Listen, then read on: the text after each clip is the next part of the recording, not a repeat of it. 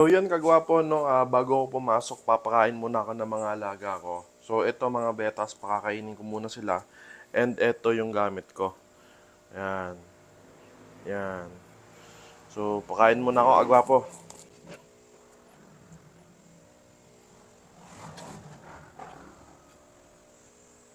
So dito naman ang pakakainin ko dito ay yung mga shrimps ko no. So ito lang yung pakain na binibigay ko.